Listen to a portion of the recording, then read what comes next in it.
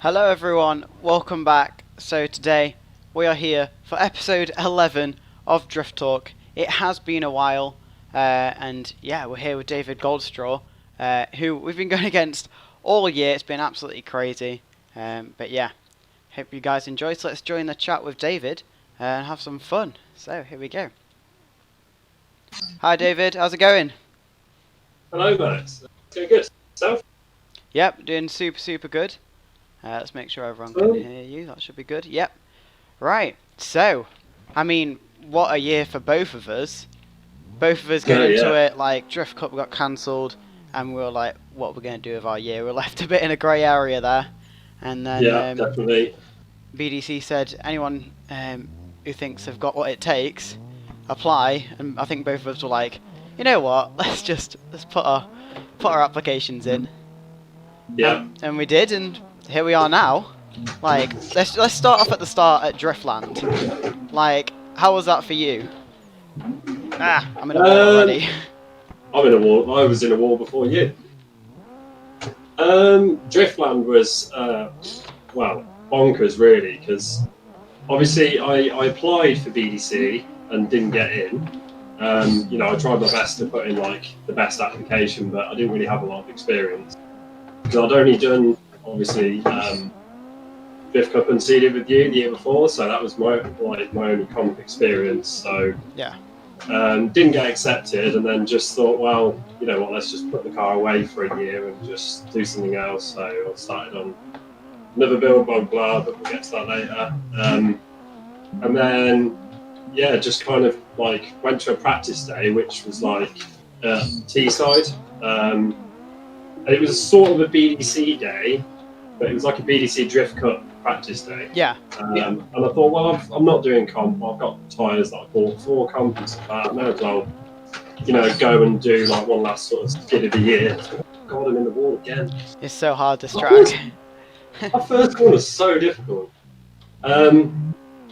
So yeah, and then I thought I'll go along to that. It was a full weekend actually. And I thought I'll go along to that, and that'll be it for the year. Really, I might do the occasional practice day and stuff. Yeah. And then got spotted by the BDC crew, and then literally on my way home, Matt Stevenson messaged me and he was like, "Your driving this weekend was epic. I want you to come and have a go at BDC Driftland as a wildcard entry." So I was like, That's "Oh my amazing, god!" Yeah. I actually had to stop at the services because I was like, "This is just insane. Like, I'm not really sure what to do with it." So yeah, I sort of had, I think, 3 weeks to get my car up to BDC spec, which it was anyway. It was just little bits and bobs I needed to do really, but and then headed up to Driftland and definitely didn't know what to expect really, because I've been and watched it for years. But it's a completely different ball game when you're actually a driver. Yeah, I mean, nerve-wracking. It was crazy. Like, both of us ended up. Well, didn't we end up in a final together? Yes, we did. Like, that was crazy. I was like, and I knew that you were super on it all weekend, and I was thinking to myself all weekend, if there's one person I don't want to go up against, it's David. And then my dad radios me, he's like, "Yeah, you're against David next." I'm like, okay, this is going to be a super awesome battle and a super awesome show, but I really want to win. Yeah, I definitely enjoyed that battle. I mean, it's kind of strange because people will look at it and be like, well, you had no chance, like you were miles behind. But for me, I honestly didn't care at that point. I mean, I'd top qualifying in Pro 2, which was just like at that point, I could have gone home happy. Yeah, your line driving is absolutely amazing. Like, it's funny because I don't actually have a spotter, and I didn't have a spotter for Driftland really. Wow. Because people obviously have radios and they have the person on the side and stuff. Because I was new to competition, I just didn't have a spotter. Wow. Okay. Yeah, that's amazing.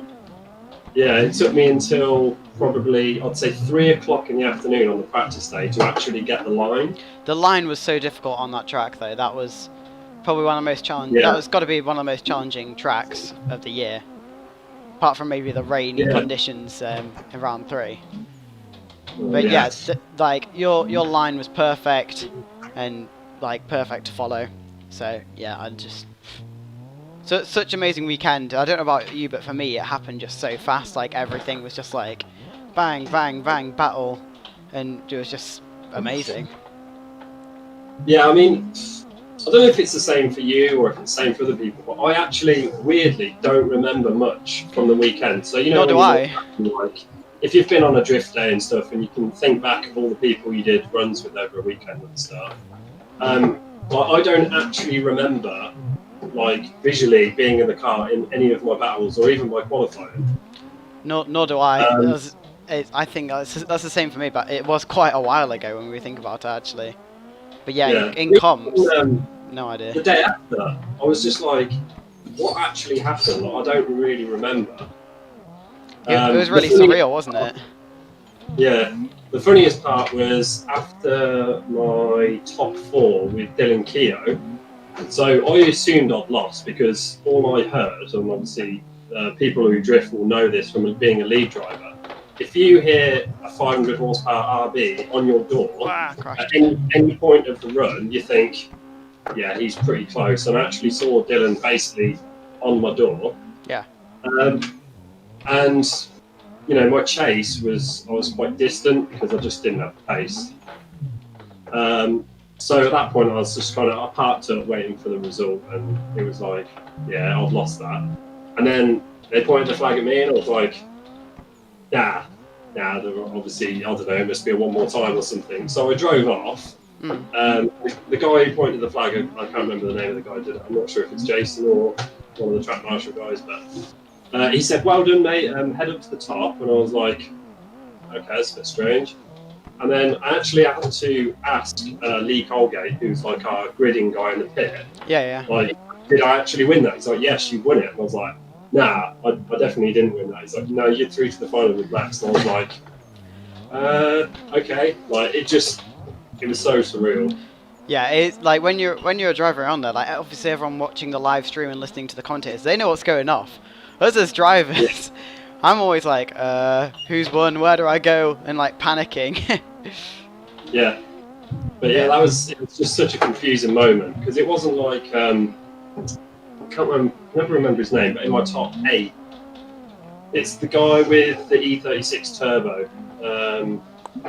I can never remember his name. It's Justinus. Oh yeah, Justine. Yeah.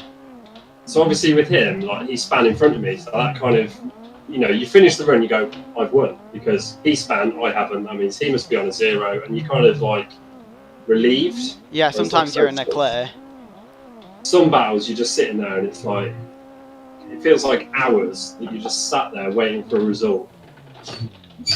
Yeah, and like literally when you're in that car, it's not like every little second feels like an hour when you're trying to figure out who's won. And obviously when you're in the car, you can't see how close you were, you can't see every little intricate bit. You just kind of drive and hope. Yeah, there's occasional times where they'll be on your door and then suddenly they'll disappear again and you wonder if they've span or... Yeah, it's really hard to figure out. It is, but it's such a daunting thing waiting for that result. It's almost as bad as queuing up in qualifying, I think. Yeah, queuing in qualifying, that's like, or just like on the line before a battle. That's the moment I'm like, my heart's going, I'm panicking, I'm like, where do I put my feet? How do you drift again? Oh my gosh. I do the same thing. I forget what pedals what, and all kinds of horrible things go through my mind, and I'm like, just send it and see what happens. And yeah. I feel like as soon as I start drifting though, I'm like, okay, I've got this. Yeah, that's it. As soon as you flick into the first corner, if it goes well... Not like I've just done. Yeah, you just sort of settle straight in and forget everything you were just thinking about on the line. Yeah. But yeah, let's go on to round 2, which was Three Sisters, I believe. Yeah. And when did we battle? Was it top 8 or top 16? Top 16 for that one, yeah. Yeah, that was... I knew you'd gripped up your car a bit, and I was like, okay, I'm expecting to be able to get on your door like I was before. But you really gripped up the car, and your driving was like so much faster. And as soon as as soon as I entered, I was like, oh my gosh, he's gone. I don't think I'm gonna get this, because you were seriously quick. And that was one of those battles where I wasn't sure whether I was gonna win or you were gonna win. Yeah, I mean that one. Obviously, I'd come off Driftland with like people looking at me like, "Oh, here we go, he's going to do really well," and then Oh, we've both walled it. I think my wheel fell off. I'll go back to pits I've had as to well. go back- yeah, I've had to go back to it. Yeah, because everyone's like, "Oh, this guy, qualified first, finished second, blah blah." They're thinking like everyone's looking at you, going, he's probably going to do well this weekend. And then on my third lap of practice, I actually burned my clutch out doing a burnout. Which also, whoops. wow, that's also killed my flywheel. So that basically took all practice away from me. And I've never really, I've done a few Three Sisters drift days, but I've never really clicked with it. The circuit. The circuit was completely different, I think, because I do quite a lot of drift days there, but with the clips in those places, it felt like a completely different track. So I think it was clip 6, the Manji, which was the inside clip on the middle of the circuit. Yeah. For me, so unnatural. Like, if you listen back to the commentary, you can hear all the commentators like, "Oh no, he's messed up." And it's like I just couldn't get that. Like, I don't know why. I was on 5 or something, but it just wasn't working. Yeah, some tracks click better and some don't, I find. But like, yeah, no, I think the most challenging part for me on that track was the first like little section was staying behind people there, because obviously it's natural to we did a bit of a crash there. It's natural just to crash in, like to crash. It's natural just to try and get on people's doors straight away. But on that track, it tightens up, and then you have no way to get out. You're just kind of stuck. Yeah, it was a super challenging track, but I was happy with that round. To be fair, I think everyone was a bit skeptical on when I went on the Sunday in practice. Everyone was like, "What am I doing?" Because I was like mid-line, just testing how much lock I had. Because Simon Perry said to me, "Max, like, I want to see some big style and angle and stuff," and I'm like, "Oh gosh, okay, here we go." And like, and then I sent it up the bank as well, and like bent my whole front bash bar on the first corner. Oh, did you? In practice, yeah. And I went I went to explore the Marshall posts, but it was worth it because for qualifying, that's when I got my 98, which is like my biggest drift achievement. But yeah, that was a crazy weekend. It was, yeah. It was definitely difficult, and I wish it went better. But at the same time, I think I qualified 15th and finished top 16, so it's actually not that bad. Like, it's quite good points on the board. And you got to remember, like, first year in second year in competition, first year in BDC. That's not shabby at all. No, I think I was still third in the standings after that, so I was pretty happy because I was definitely expecting to drop some places after that. Yeah, and then let's move on to the dreaded round 3, which was by far my worst round, and it was just a bit of a mess. But we ended up battling in 16 again, or was it 8? It was 16 again. Yeah, that battle was a bit everywhere. Yeah. And it's like, it was a very interesting battle.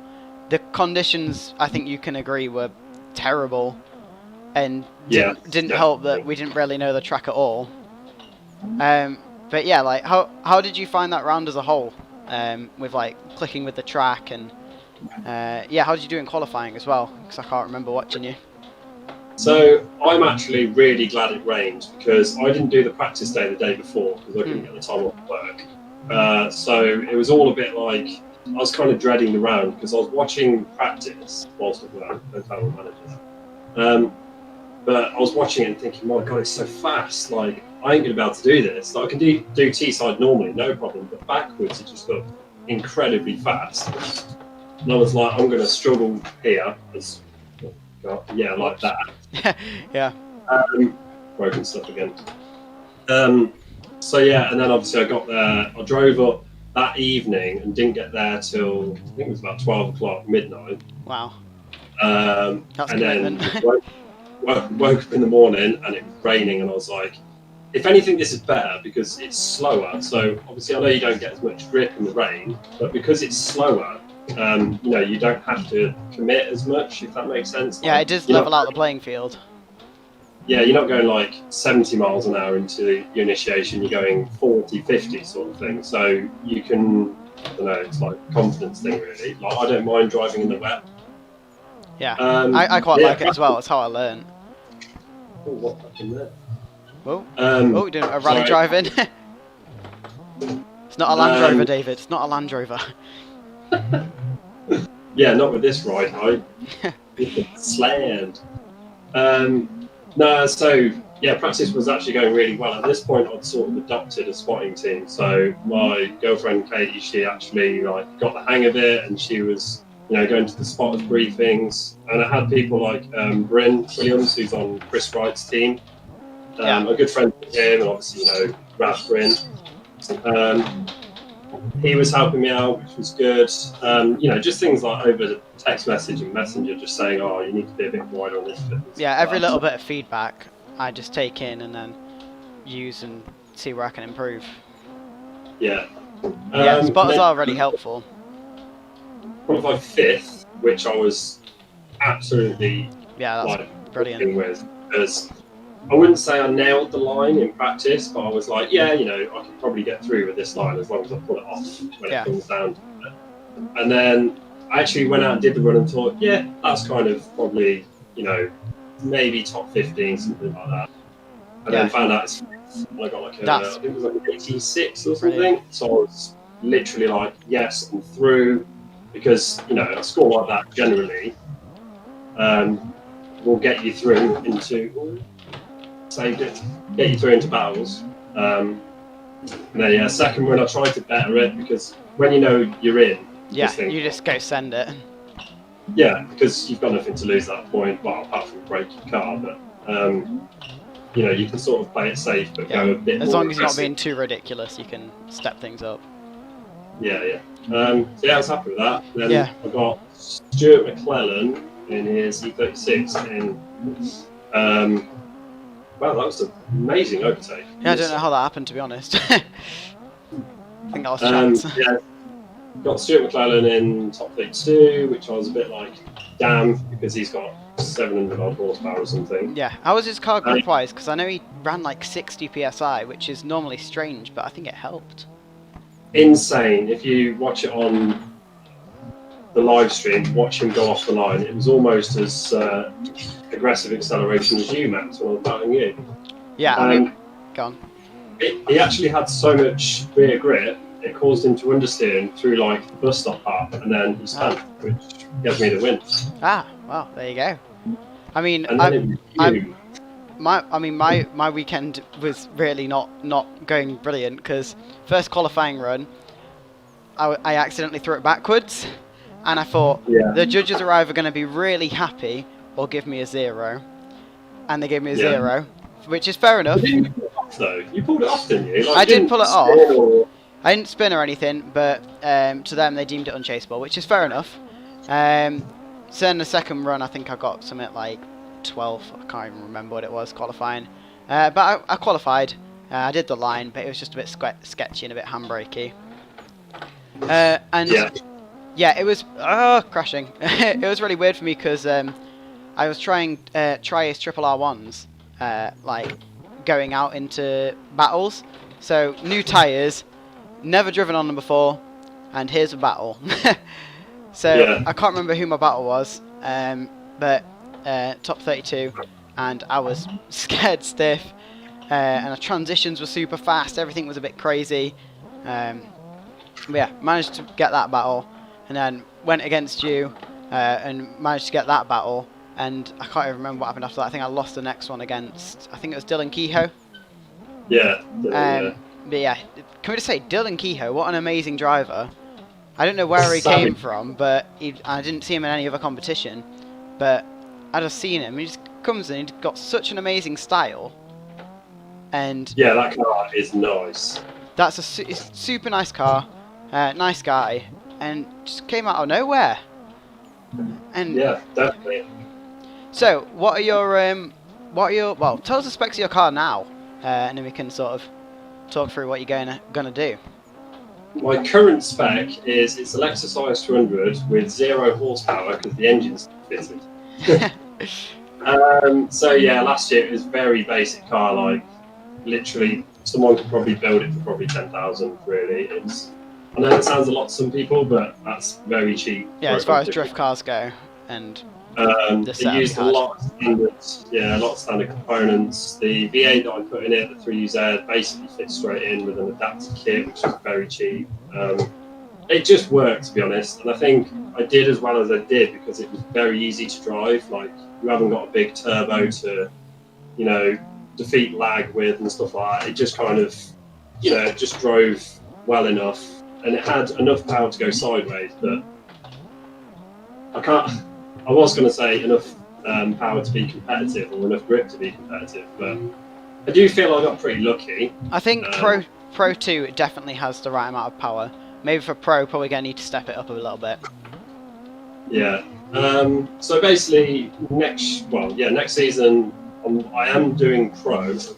Yeah. Because why not? Like, people will probably say, "Oh, we haven't got the power," and think about McKeever and Ollie Evans and all, stuff like that. It's like, but so what? Like Pro 2, I was outcard and I came third. Yeah, it's not about the car; it's completely about the driver. If you're a consistent driver, and you put in generally better runs, then you've got a good chance. I mean, yes, it helps to have a fast car so you can chase, but I don't know. I find because of the tracks we do in the UK, they're very tight and technical. Yes, a lot of grip matters, but a lot of power, I would say, doesn't so much. Yeah. Oh, we got a quick question. Does the 3UZ come out of a Lexus GS 430? Oh, I'm crashing into you there. Sorry.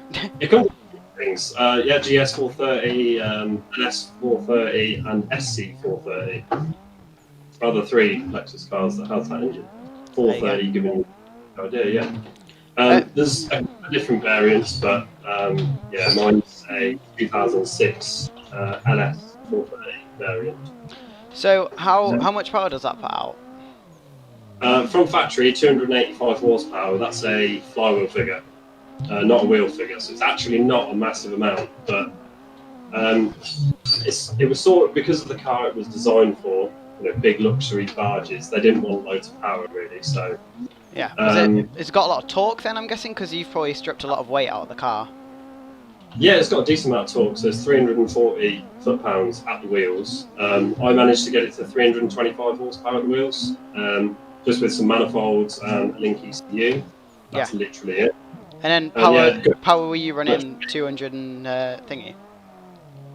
What was that, sorry? What power were you running? 320, well, 325 at the wheels. So, not much when it comes to BDC. No. Because if you obviously they got the pretty cool insider live stream, which had all the stats and stuff like that. And you look at most of my battles, and it was like me 300. Well, instead of 350, I get them a flywheel figure, and then you get some people like 700 horsepower. It's like twice the power of me. Yeah, some of it's crazy. I think on my dyno sheet I was 370, which like.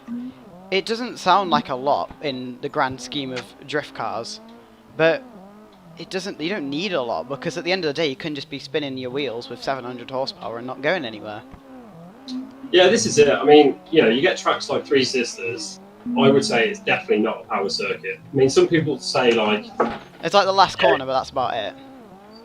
Yeah, I mean, yes, if you've got ridiculous tyres on, you'll need ridiculous power to spin them. But I think like the perfect horsepower is around 500 maximum. Yeah. I can't see a need for any more than 500 personally. I've never driven, other than Matt Stevenson's car, but that was in the wet. I've never driven anything with that much power, so I don't know.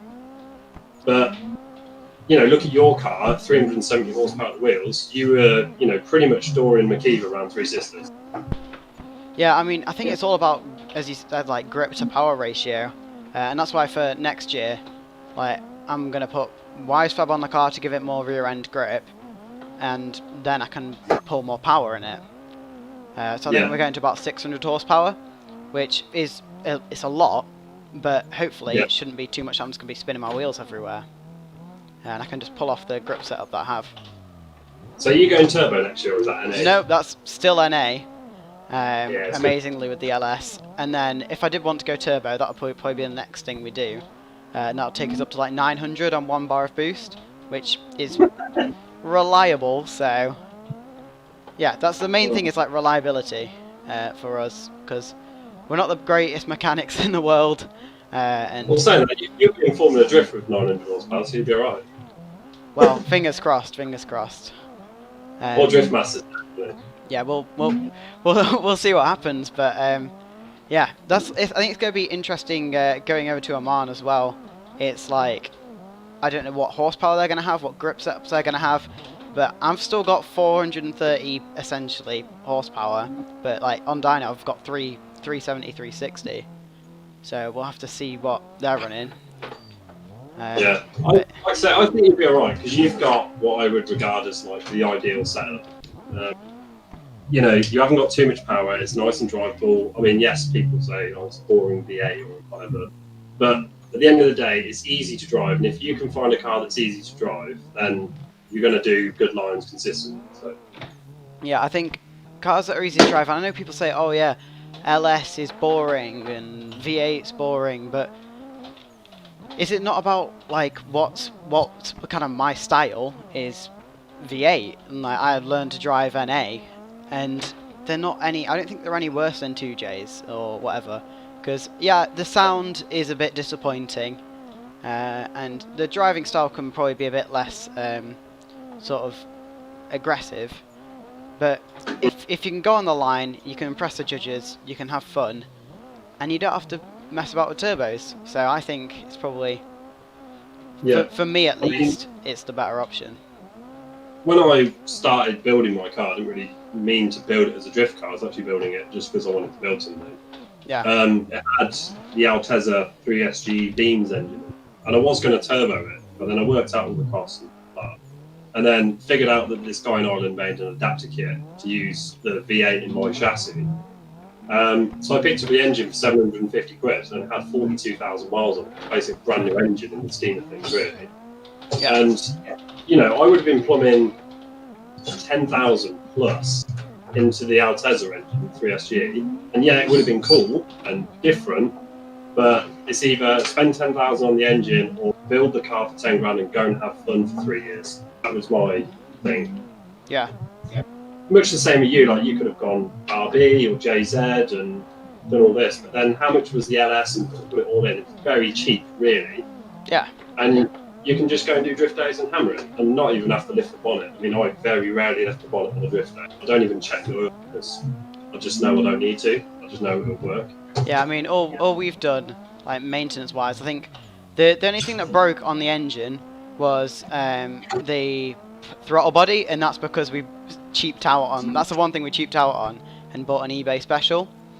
Yeah. But then we got a Holly EFI one, and it just it just works perfectly, and there's never been anything wrong with that car, and that's like when you've got a car built by either like you've built your car, so you know it's good, but I don't have the skills for that. So we got Clark Customs, Jason Clark, to build the car, and when you look at Adam Simmons' car, we looked at that and we're like, you know what, if he's done that to that car, what can he do with this PS13?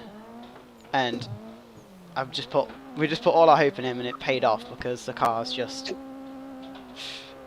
amazing. Yeah. Perfect, which is what you need in drifting. Yeah, there's definitely more aspects I'd like to make better on my car that my skills won't let me. You know, it's like Huxley Motorsport. Mark Huxley did my bits of my cage. I already got a cage put in it, but he did my door bars and stuff. Yeah, mine's a Huxley cage as well.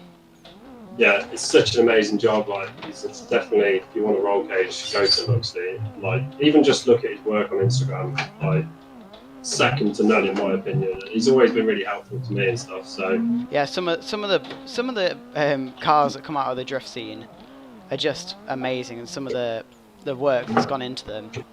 Like, I don't know, when I first looked at drifting, I definitely didn't understand how much work and how much time has gone into these cars. Like, it's just incredible. I know I can't really speak for that because I haven't put all the time into my car because I don't really have the skills to do it. But like the bits that I did do, like we got the car rolling, and it's just there's way more to drifting than people think. It's not just Yeah. trolley a car there and you're done. It's social media, it's managing things. But I'm so happy that we do drifting, because Yeah, it's such an awesome thing. yeah, it's just, and you know, like when you do, like when you go on a practice day and just have fun, it's the best feeling. It definitely is, yeah. Apart from the day after when you're really sore and you're like, oh. I mean, one thing I still it's one of these things. So, like, I find twinning on some practice days is still a bit of a grey area. Like, some people are willing to do it, and I can get why some people don't. Because when I first started, you know, I was a bit nervous about doing it. Yeah. At the end of the day, twinning for me, like, yeah, you see all this Japanese stuff like Nakamura, door on door, blah blah blah. Yeah, fine, Oh. but don't. Sorry. You don't have to do that on a practice. Like, No, there's no pressure to do it. Yeah, because it's only a practice day. It doesn't necessarily mean, right, I'm going to push you around and put a dent in your door. You can just, you know, leave a couple of car lengths and, you know, follow them around and watch their line and stuff, and then progressively get closer. But I don't know, I just find sometimes on practice days, you just get a lack of people who actually want to just go out and have a bit of fun. Like, yeah, some people do take it quite seriously, but like if you're there with your mate and it's like, yeah, just go out and do it. But yeah, that's why I'm glad I've kept the E30, because all the marks on my car, besides doing McKeever's, were from practice days, which is a bit like, oh my days, what are you doing, Max? But yeah, I love there's no pressure to twin. You can chill out. You don't have to be on track at a certain time, and I can totally understand why people don't do competition, because it's like you if you don't want to compete, you just want to chill out, have fun. And you can put the money that you would be spending on 5 million Westlakes into, you know, just putting money into your car, buying cool things, putting a radio in your car. Like, you know, Carl Ferrar, Dango, like, just goes around Three Sisters, got rock music on, and it's just a crazy good time. literally, like, so I did RDC, Retro Drift Challenge at Three Sisters. I just booked it. I just thought, why not? We'll give it a go. And I was sat in the queue waiting to go out for qualifying, and Dango rolls past J's and X100 with AC/DC Thunderstruck blaring out, like absolute maximum volume.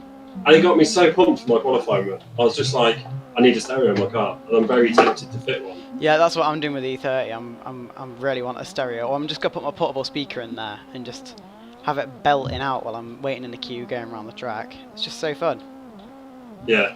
I mean, one thing I'm going to change about next year in Pro Class is I'm not going to sit there and watch the live stream, because I found I get not nervous, but too, I don't know, like, I don't know what the word for it is, but you sit there watching it thinking, oh God, and you get yourself all worked up, and then you do a crash like that.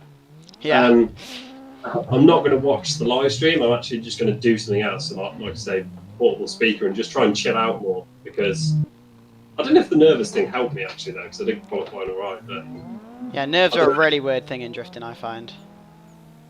Yeah, so I just feel like if I chilled out a bit more before my run, I might do even better, or even worse. Well, there's only one way to find out. Yeah, give it a go. How is a set courser in comparison to real life? I'm going to ask you that one, David. How would you find it in comparison? Yeah, so I'm pretty new to Assetto, so I only started probably 4 months ago. Yeah, something roughly. like that. It is very comparable. So I would say yes, do it, but don't do it the way I did. I mean, it's all right, but I went from real drifting to sim and struggled a lot, and it like lost me a bit of motivation and stuff. But no, if you want to get into drifting, sim is definitely good. Like a Assetto Corsa with a basic wheel. So I've just got a G9 Logitech G920, nothing special, and a handbrake. You don't get the motion and the sense of speed, but you get the technique, which is what you need. You know, you're doing all the same things with your feet and your hands, and Yeah. you pass in left foot braking for twinning, and it's definitely a good tool. It's not completely accurate, like a basic setup isn't. Yeah, but at the end of the day, like, if I brake, it's going to slow down this car in the same way that it would in real life. So the basic knowledge of drifting is there, and I've personally seen it help people that were sim drifters, and have jumped into a car, and have just like they've obviously have not magically been able to drift, but the basic principles are there. Exactly, yeah. I think you could take someone that's never done a donut, you could put them on a sim, teach them a donut on a sim, and then put them in a real car, and I reckon they'd probably be able to do one first time. Yeah, pretty much. Because, like I say, you don't get the motion, but if you do everything you've done on the sim in a real car, generally the same things will happen within reason. Yeah, I think it's definitely a big help. So, what are your plans for the future that you're willing to reveal? Nothing too special. So the only plan well, I've got a couple of plans, but I change my mind every 5 minutes. Current plan is I'm going to keep the 3UZ and the IS200 for next season. I'm just going to keep it naturally aspirated, so I'm doing custom heads, so they're all getting bought and polished. Newman are doing me some cam very kindly, and valve springs, so that should hopefully give me about 380 at the wheels, about 8,000 RPM, which would be nice. Nice. Something different as well. Like, not many people really tune these engines NA, but I want to keep that NA reliability for now. And then also a bit of nitrous. Nice, yeah. I mean, never used nitrous before, never even been in the car with nitrous, so yeah, I think V8 should sort of lap it up, and it should just be a nice, easy power gain. Yeah, I think I've driven one car with nitrous. It was an E46 that had 600 horsepower. It was the first big power car I ever drove, and yeah, it felt good. I don't know much about mechanics and the mechanics of nitrous, but I haven't really heard much bad stuff about it. To be honest, if you're sensible with the way you put it in, it's fine, and obviously sensible with the way you use it. So like I'm only hoping for like a 50 shot. So obviously they regard the number generally as to how much horsepower it would give it. Right. So I'm going to be running like a 50 wet shot, which basically means it will just have a single nozzle in the intake, which will basically fire a little bit of fuel and a little bit of nitrous in, and generally give it 50 horsepower. But I'll let my Link ECU control that, so it will know when to do it, when it's safe to, and stuff like Yeah, I think people have a common misconception, probably entirely from the Fast and Furious franchise, that you press a button on your steering wheel and you go a gazillion miles an hour. But yeah, in fact, it's literally like you turn it on. Pretty sure you turn it on before a run, and then you drift, and it just gives you more power. Is that right? Yeah, so there's various ways of doing it, but the way I'm going to do mine is I'll have an arming switch on the dash, so I'll basically tell the ECU, right, I want to use it. So if I'm just on a practice day and I don't want to use it, I just leave the switch alone. Or if I'm doing a comp run or something with someone faster like yourself, then I'll push the switch, and then the Link ECU will go, he's using nitrous this run. And then I'll just have it on the throttle percentage. So when I get to like 60% throttle, it'll just fire the nitrous in, and away you go, sort of thing. It's pretty foolproof. Like I said, as long as when you buy the kit and you put it in correctly and you don't cut any corners. At the end of the day, it is an explosive gas, so you shouldn't half-arse it. But yeah, it's one of them. So I've never plumbed it in, but I feel confident enough that I can do it. Yeah, I'm definitely excited to see how it turns out. Yeah, it should be cool. Like I say, I'm kind of venturing into slightly unknown territory with the engine, so I'm not really sure how it's going to go. I'm hoping well. Well, I think if people want to follow that, is there a place they can go on YouTube maybe to see that, David? Yes, there is. Actually, this is quite funny. I can't remember what my page is actually called. I can't remember if it's called David Goldstraw Drifting or if it's called Bullet Factory Drift or actually even Bullet Factory IS200. I think that's what it is. I think it's the last one. Because I've only recently started doing more YouTube content, and I need to change the name so it makes it easier to find me. So yeah, but if you go on YouTube and you type in Bullet Factory IS200 or David Goldstraw Drifting, you'll end up on my page. So if you want to do a like and subscribe, that'd be great. I'm trying to do more build content, and I'm trying to do it from like not an amateur point of view, but in my position. So easy to understand. grassroots into pro and how it's going for me and what I'm doing on a budget to try and get my car where it needs to be. So Yeah, it's not one of these where you watch it and it's like someone pouring, 50 grand into the car. It's someone that's going, how can I do this with very little money and, with very minimal tools? So I think it's an interesting watch.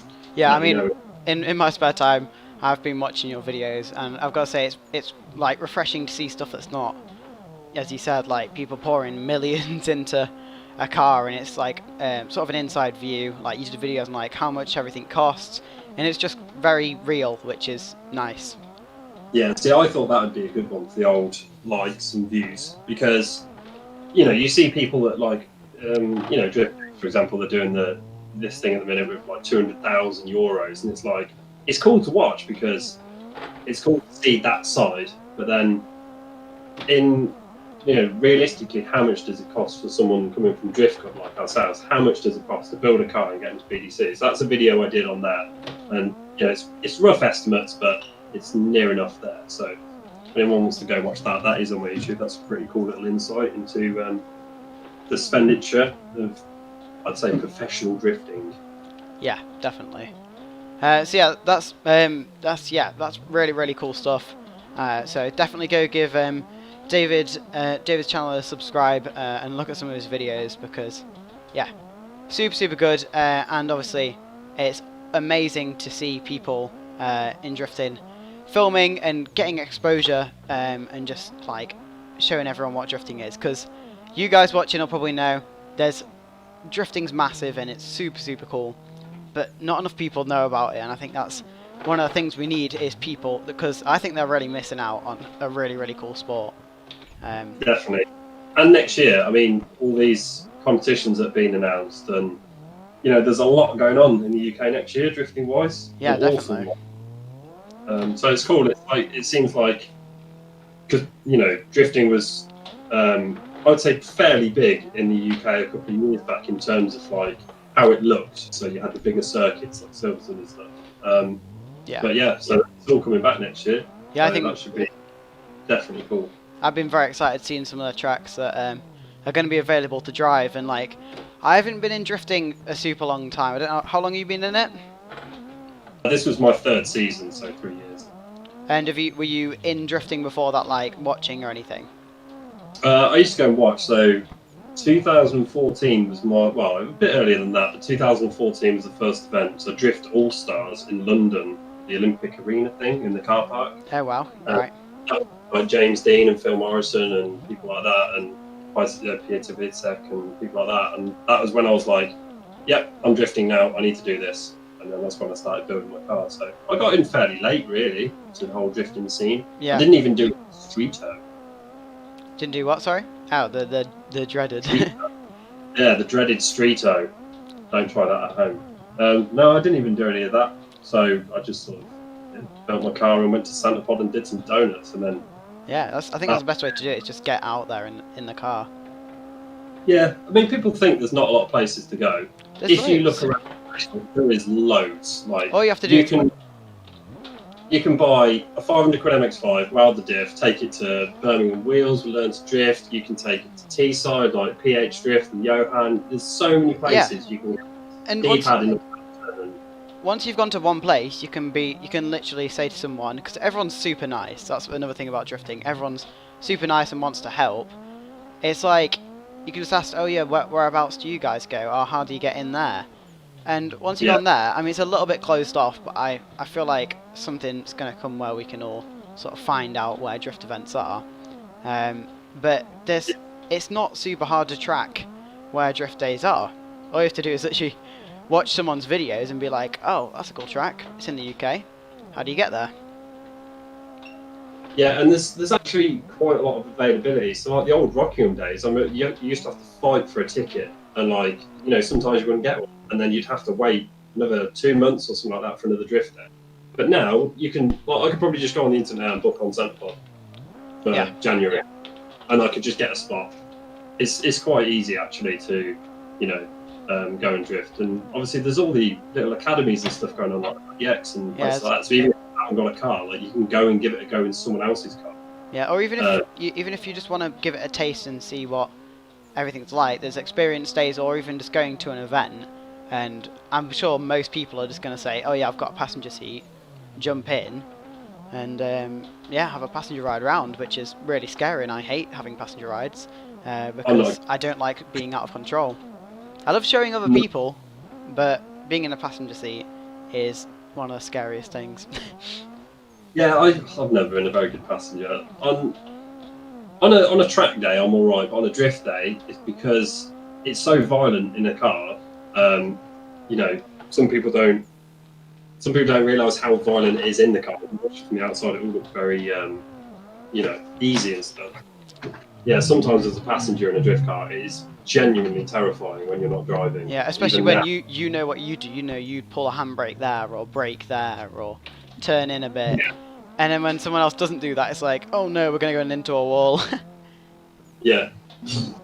Like, especially T-side is one of those circuits where it's like, okay, we're going to end up in the beach here, and then yeah. as a passenger, very deceiving. Yeah, definitely. So, if you could do any build ever, like build any car, money doesn't matter, whether it could actually drift doesn't really matter, what would you build, what engine, and why? It's one of the good questions I like to ask. It's quite a hard one though. I could never. Well, I suppose if I had to choose one, I'd probably do what everyone else does and go bonkers. So I'd probably do something like the Lexus LC500, which is like the new coupe, and I'd probably have it naturally aspirated V8.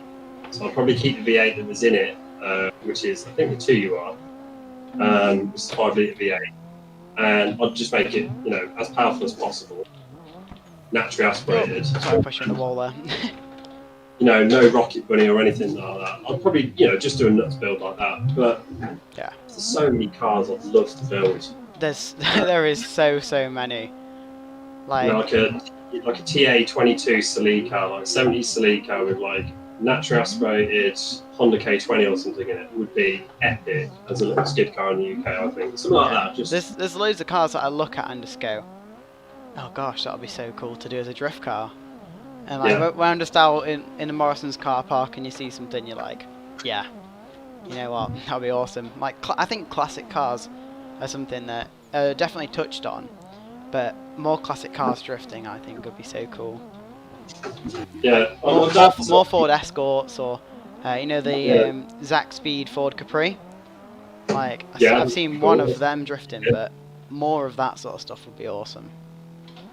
Yeah, like my dad was always into his old Triumph, so he's got like a Triumph Dolomite, which is like a British four-door saloon from like I don't even know if it's 60s. It could be 60s. I think 60s, 70s. I always thought one of those with again I'm a bit Honda engine biased. Like probably people don't probably like that, but I think they're an epic engine. But one of those with like a K20.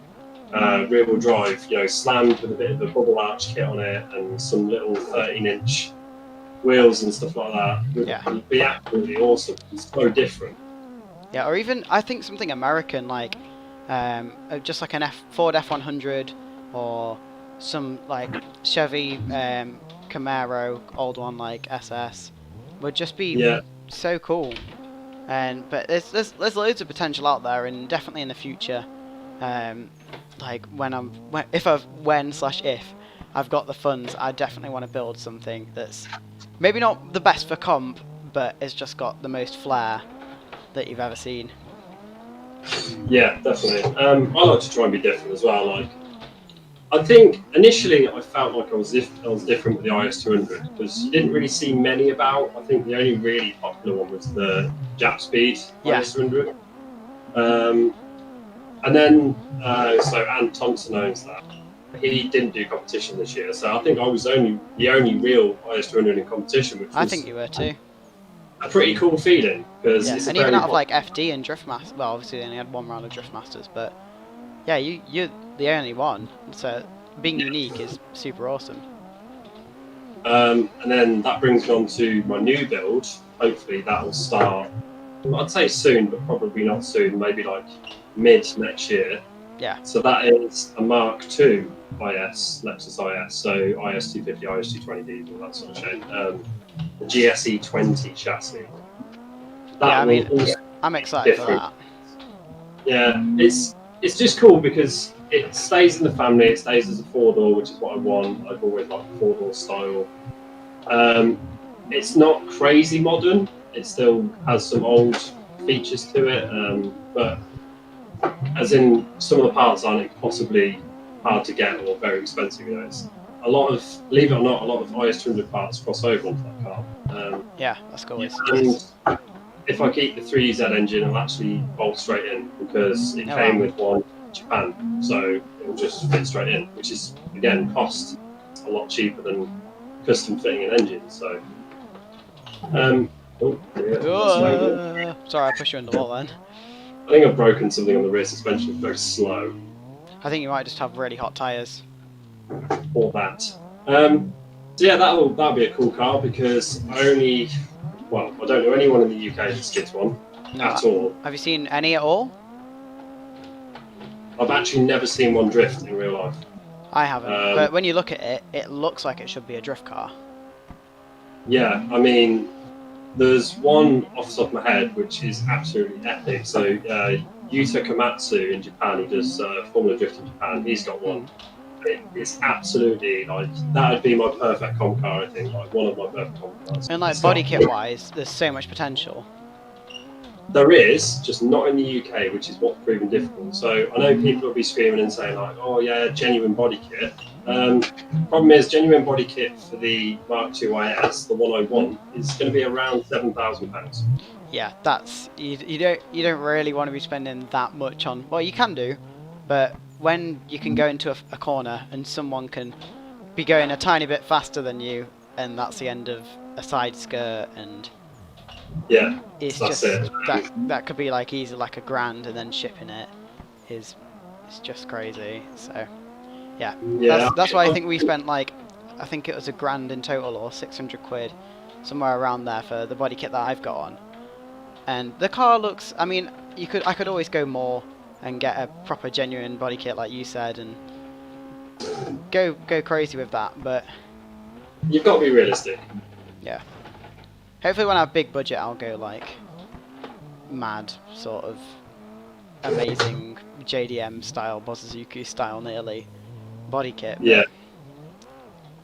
I think you just gotta go with what's realistic and in your budget whilst making the car presentable, which I gotta say your car this year looks super good.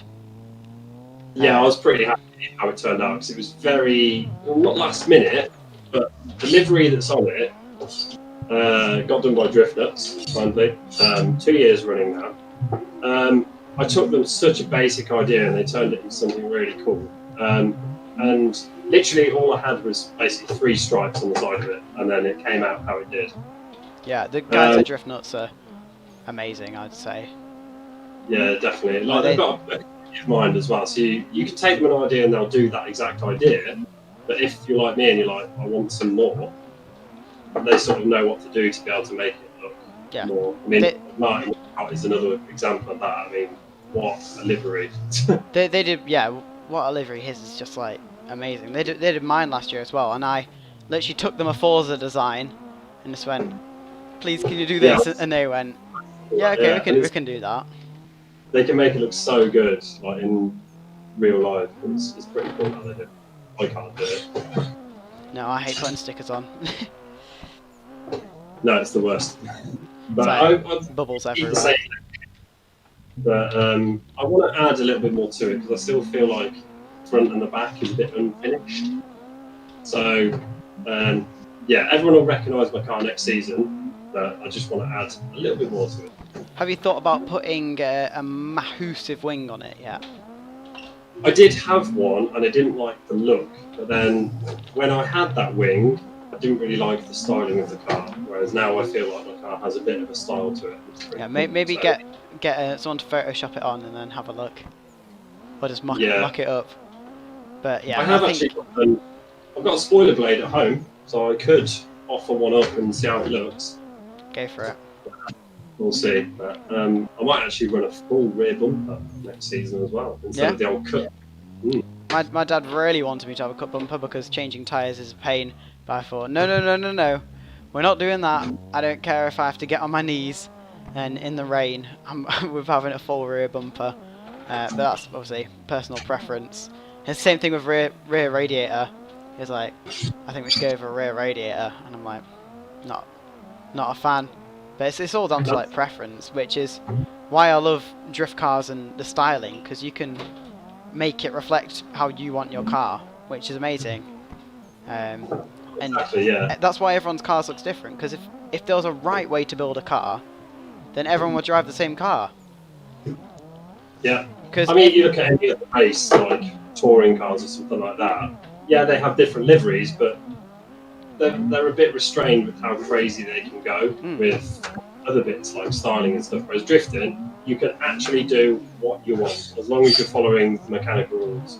Yeah, and everyone thinks, oh, the main sort of right way to do it is like buy an S chassis, put a 2J in it or an RB, and have this body kit and put this wing on it, and these wheels look good. But like there is, in my opinion, there's no right way to do it. It's like, for me, the LS works, this styling works. I like the spoiler I put on, the wrap I like. So I think that's why I love how you can sort of express yourself through your car. Why every car looks different. Because a battle with everyone having 2Js in the same body kits and the same wheels would not be exciting. No, I definitely mean, obviously not. it would still be exciting, but there'd be near range, and we've got to hold on to the freedom of not having to have these regulations where your car has to look at like this and stuff like that. Yeah, exactly. Like we're quite lucky in BDC because they have very strict rules, but it's all safety. It's all for your own good. So, Yeah, it's nothing's like you have to do this just because.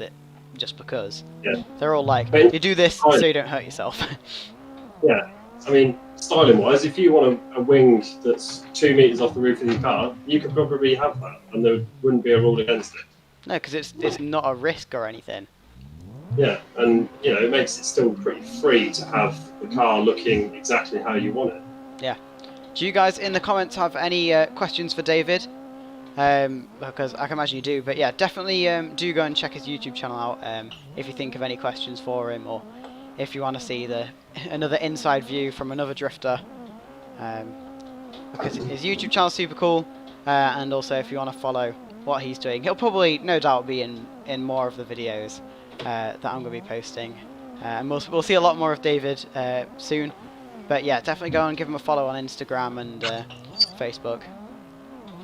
But yeah. Yeah, Instagram's David_Goldstraw. That's a pretty simple. That's what I need to change my YouTube to, so people can just type in my name and find it.